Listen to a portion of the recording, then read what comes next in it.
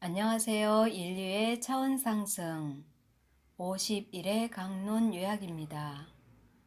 제목 질병이 우리에게 주는 교훈 그리고 임사 체험.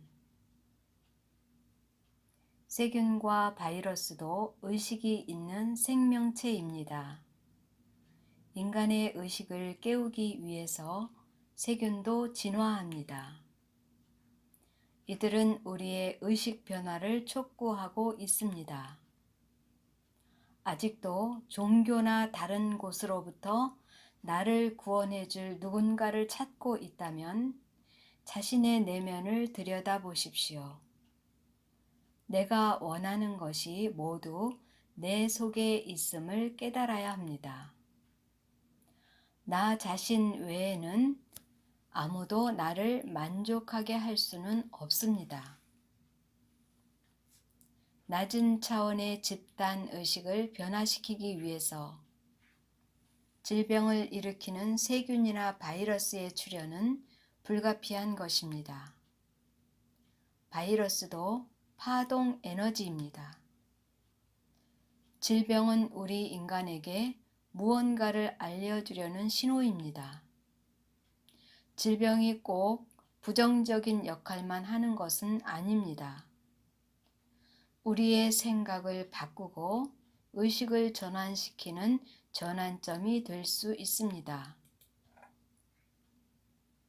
질병의 고통은 인간의 근원적 삶을 되돌아보게 하며 인간의 영적인 완성을 향한 출발점이 될 수 있습니다.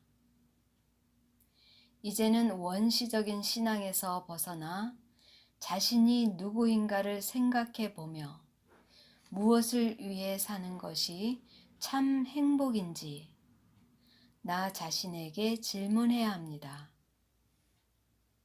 우리는 가끔 죽음을 경험했다는 사람들의 말을 듣게 됩니다.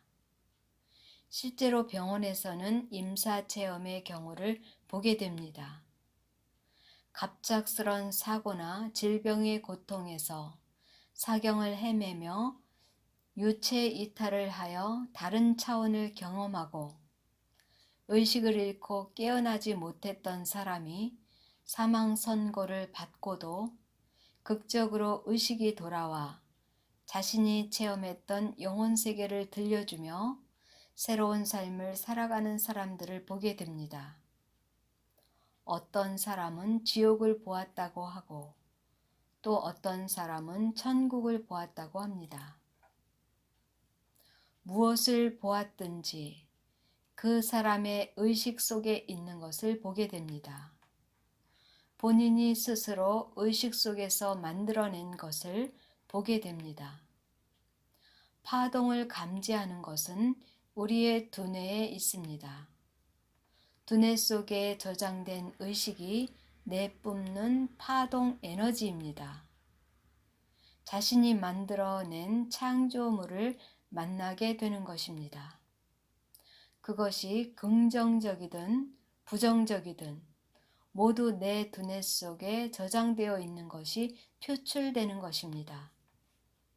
무엇을 만들어낼 것인가는 본인의 의지에 있습니다.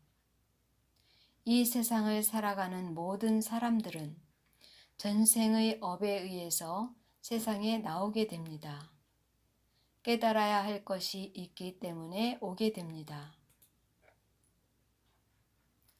이번 생애에서도 깨닫지 못하면 또다시 윤회하여 반대 입장이 되어 깨달음의 방으로 들어와 육신을 입고 살아야 합니다.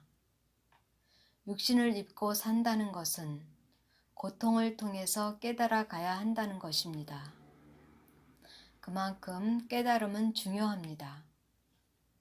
우리가 진정으로 깨달아야 할 것은 우리의 실체는 영혼이며 혼은 영이 될 운명입니다.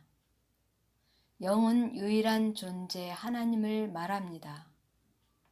온 우주에 존재하는 파동 에너지, 이것을 하나님이라고 합니다. 우리 모두는 하나의 영에서 나왔고 다시 하나로 돌아가야 한다는 것입니다. 영계는 하나입니다. 너와 내가 하나라는 것을 인식하고 서로가 서로를 사랑해야 한다는 것입니다. 예수님의 말씀 중에 가장 중요한 메시지는 내 이웃을 내 몸처럼 사랑하라입니다. 이것은 우리가 이 세상에 사는 동안 육의 세상에서 천국을 만들어야 한다는 뜻입니다. 육의 세상에서 천국을 만들지 못하면 죽어서도 천국에 갈 수 없다는 것입니다. 천국은 가는 것이 아니라 임하는 것입니다. 그것은 나의 두뇌의 의식이 그것을 표출하기 때문입니다. 지구는 깨달음의 별입니다. 우리는 사랑을 깨닫기 위해 물질 세계에서 물질 체험을 하는 영혼들입니다. 우리가 지구를 졸업하였다면 그 깨달음을 지구의 천국화를 위해 노력해야 합니다. 높은 자와 낮은 자가 따로 없고 귀한 자와 천한 자가 따로 없습니다. 각자 자신이 맡은 역할이 있을 뿐입니다.